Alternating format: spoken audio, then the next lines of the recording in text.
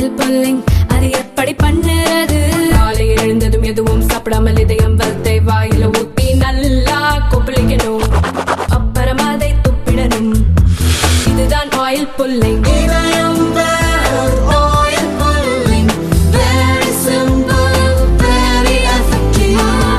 திருநெல்வேலி மாவட்டம் கங்கை கொண்டான் தொழிற்பூங்காவில் 4400 கோடி ரூபாய் மதிப்பீட்டில் அமைக்கப்பட்டுள்ள டாடா குழுமத்தின் சூரிய மின்கலன் உற்பத்தி ஆலையை முதல்வர் ஸ்டாலின் திறந்து வைத்தார்.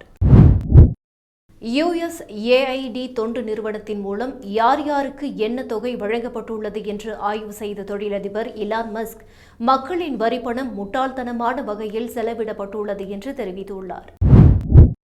சென்னை பீச் முதல் தாம்பரம் வரை புதிய ஏசி ரயில் சேவை மார்ச் மாதத்தில் தொடங்கப்பட உள்ளது. 12 பெட்டிகளை கொண்ட இந்த ரயில் 1320 இருக்கைகள் என மொத்தம் 5700 பேர் பயணம் செய்யலாம் என்றும், சென்னை கடற்கரை முதல் தாம்பரம் வரை மொத்தம் 28.6 கிலோமீட்டர் தூரத்திற்கு 95 ரூபாய் பயண கட்டணமாக நிர்ணயிக்கப்படலாம் என்றும் தெரிவிக்கப்பட்டுள்ளது.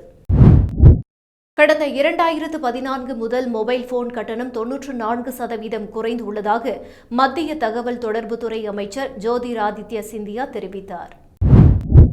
வெளிநாட்டில் வேலைவாய்ப்புக்காக இடம்பெயர்ந்து செல்பவர் பாதுகாப்பு மற்றும் உரிமைக்காக புதிய சட்டம் ஒன்றை கொண்டுவர மத்திய அரசு திட்டமிட்டுள்ளது. சட்டவிரோதமாக குடியேறியவர்களை நாடு கடத்துவது புதிதல்ல என ராஜ்யசபாவில் மத்திய வெளியுறவுத்துறை அமைச்சர் ஜெய்சங்கர் விளக்கம் அளித்தார். கர்நாடக மாநிலத்தின் கோபல் மாவட்டத்தில் அமைந்துள்ள ஓநாய் சரணாலயத்தில் ஒரு பெண் ஓநாய் 8 குட்டிகளை ஈன்றுள்ளது. இந்த சம்பவம் அழிந்து வரும் உயிரினங்களில் ஒன்றான இந்திய சாம்பல் ஓநாய்களின் பாதுகாப்பில் முக்கிய முன்னேற்றமாக கருதப்படுகிறது. வாக்குறுதியை நம்பி ஏமாந்து போன விவசாயிகளின் வயிற்றில் அடித்திருக்கிறது திமுக. விவசாயிகளை திமுக அரசு வஞ்சிக்கிறது என்று தமிழக பாஜக தலைவர் அண்ணாமலை குற்றம் சாட்டியுள்ளார். திருச்சி மாவட்டம் வயலூர் முருகன் கோவில் கும்பாபிஷேகத்துக்காக புதிதாக கட்டப்பட்டு வந்த ஆர்ச் திடீரென இடிந்து விழுந்தது. சம்பவத்தில் தொழிலாளர்கள் சிறு சிறு காயங்களுடன் உயிர் தப்பினர். சந்திரனின் மேற்பரப்பில் உள்ள பாறைகளின் மாதிரிகளை பூமிக்கு கொண்டு வந்து ஆய்வு செய்யும் வகையில் சந்திரயான் 4 வரும் 2027ஆம் ஆண்டில் விண்ணில் ஏவப்படும் என்று மத்திய அறிவியல் மற்றும் தொழில்நுட்பத்துறை அமைச்சர் ஜிதேந்திர சிங் தெரிவித்துள்ளார். UGC புதிய விதிகளை திரும்பப் பெற வலியுறுத்தி டெல்லியில் திமுக சார்பில் கண்டன ஆர்ப்பாட்டம் நடத்தப்பட்டது. இதில் மக்களவை எதிர்க்கட்சித் தலைவர் ராகுல் காந்தி, சமாஜ்வாதி தலைவர் அகிலேஷ் யாதவ் உள்ளிட்ட கூட்டணி கட்சியினர் பங்கேற்றனர். கேரள மாநிலம் வயநாட்டில் குறிச்சியாத் மற்றும் வைத்திரி வனப்பகுதிகளில் 3 புலிகள் மர்மமான முறையில் இறந்து கிடந்தன. இந்த புலிகளின் உடல்களை வனத்துறை அதிகாரிகள் மீட்டு மரணத்திற்கான காரணங்களை கண்டறிய தீவிர விசாரணை நடத்தி வருகின்றனர். அமெரிக்க குடியுரிமை வாங்கி தருவதாக கூறி ஏஜென்ட்டுகள் தங்களை ஏமாற்றியதாக சட்டவிரோதமாக அமெரிக்காவில் குடியேறிய விவகாரத்தில் இந்தியாவிற்கு திருப்பி அனுப்பப்பட்ட இந்தியர்கள் கண்ணீர் மல்க தெரிவித்தனர். அமெரிக்காவில் சட்டவிரோதமாக வசிக்கும் பெற்றோருக்கு பிறக்கும் குழந்தைகளுக்கு குடியுரிமை வழங்குவதை முடிவுக்கு கொண்டுவரும் நோக்கில் அதிபர் டிரம்ப் பிறப்பித்த நிர்வாக உத்தரவுக்கு அமெரிக்க நீதிபதி தடை விதித்து உத்தரவிட்டார்.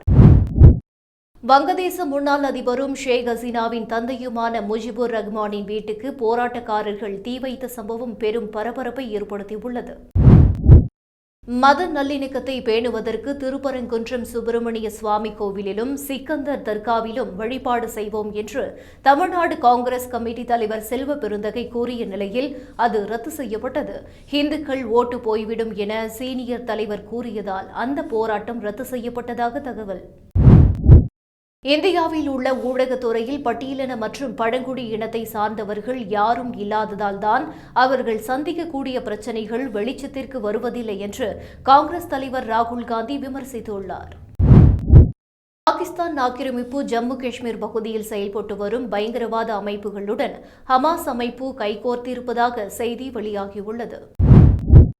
கோவையில் காதலை தொடர மறுத்த கல்லூரி மாணவியின் படத்தை இன்ஸ்டாகிராமில் தவறாக சித்தரித்து பதிவேற்றம் செய்த வாலிபரை கோவை மாநகர சைபர் கிரைம் போலீசார் கைது செய்துள்ளனர்.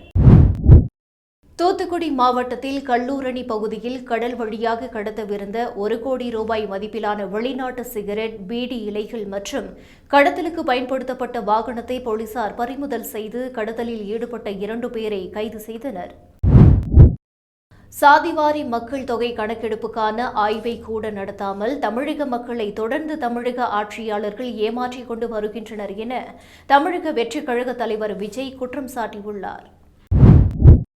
ஈரோடு கிழக்கு தொகுதியில் பதிவான வாக்குகள் எவ்வளவு என்பது குறித்த விவரத்தை தேர்தல் ஆணையம் வெளியிடாமல் இருப்பது சந்தேகத்தை ஏற்படுத்துவதாக நாம் தமிழர் கட்சி வேட்பாளர் சீதாலட்சுமி குற்றம் சாட்டியுள்ளார். பெரம்பலூரில் நாராயணசாமி நாயுடு சிலையை இடமாற்றம் செய்யக்கூடாது என பாமக நிறுவனர் ராமதாஸ் தெரிவித்துள்ளார். அரசு கலைக் கல்லூரிகளில் பணியாற்றும் கௌரவ விரிவுரையாளர்களின் கோரிக்கையை தமிழக அரசு நிறைவேற்ற வேண்டும் என விசிக தலைவர் திருமாவளவன் வலியுறுத்தியுள்ளார். உதகையில் வசிக்கும் மக்களின் மிக முக்கிய குடிநீர் ஆதாரமான பார்சன்ஸ் வேலி அணை முழு கொள்ளளவை எட்டி உள்ளதால் கோடை சீசன் வரை குடிநீர் தட்டுப்பாடு ஏற்பட வாய்ப்பில்லை. கலவரத்தை தூண்டும் வகையில் பேசியதாக தொடரப்பட்ட வழக்கில் இருந்து நாம் தமிழர் கட்சி ஒருங்கிணைப்பாளர் சீமானை விடுவிக்க சென்னை உயர்நீதிமன்றம் மறுப்பு. வழக்கு விசாரணைக்கு நேரில் ஆஜராவதில் இருந்து விலக்கு அளிக்கவும் மறுத்துவிட்டது. தொழிலாளர் நலன் திட்டங்கள் இல்லை என்று கூறி மத்திய பட்ஜெட் நகலை தொழிற்சங்க நிர்வாகிகள் எரித்தனர். அதை தண்ணீர் ஊற்றி புதுச்சேரி போலீசார் அடித்தனர். மாநகராட்சி வசூலிக்கும் வணிக உரிமை கட்டணத்தை 1000 ரூபாயாக குறைக்க வேண்டும் என்று சென்னை மாநகராட்சி ஆணையரிடம் வணிகர் சங்கங்களின் பேரமைப்பினர் ரிப்பன் மாளிகையில் மனு அளித்தனர்.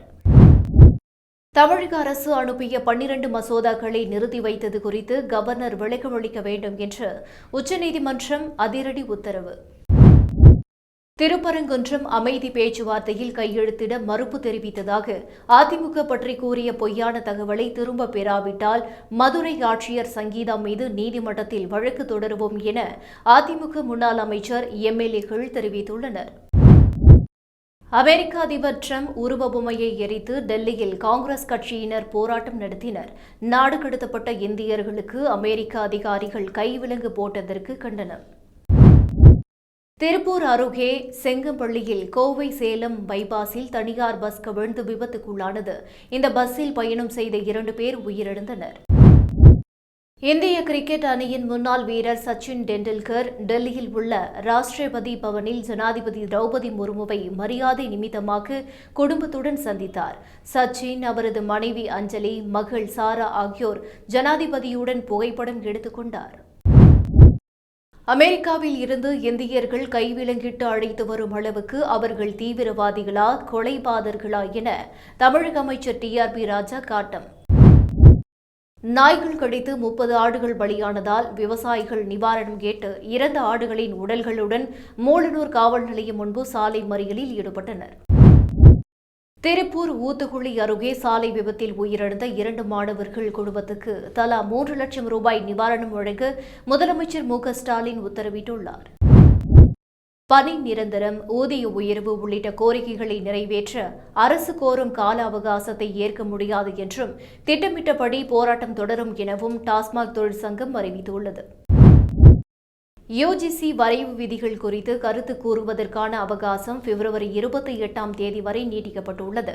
பிப்ரவரி 5 வரை அவகாசம் இருந்த நிலையில் கல்வியாளர்கள் மாணவர்களின் கோரிக்கையை ஏற்று யுஜிசி அவகாசத்தை நீட்டித்தது.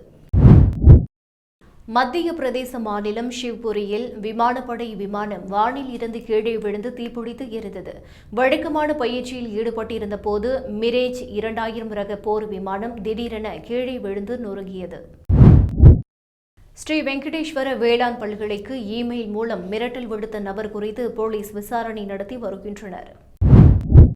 அரசியல் சாசன பிரிவு 200 கீழ் முடிவெடுக்கும் நிலை வரும்போது ஆளுநர் மாறுபட்ட நிலையை எடுக்கிறார் என உச்சநீதிமன்றத்தில் தமிழ்நாடு அரசு தரப்பில் தெரிவிக்கப்பட்டுள்ளது.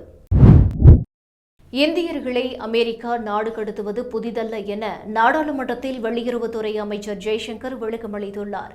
அமெரிக்காவின் சட்டப்படியே நாடு கடத்தப்பட்ட இந்தியர்களுக்கு கைவிலங்கு போடப்பட்டுள்ளது. பெண்கள் மற்றும் குழந்தைகளுக்கு மட்டும் கைவிலங்கு போடப்படவில்லை. இதற்கு முன் காங்கிரஸ் ஆட்சியில் எப்படி செய்தார்களோ அதையே அமெரிக்க அதிகாரிகள் இப்போதும் செய்துள்ளனர் என வெளியுறவுத்துறை அமைச்சர் ஜெய்சங்கர் தெரிவித்தார்.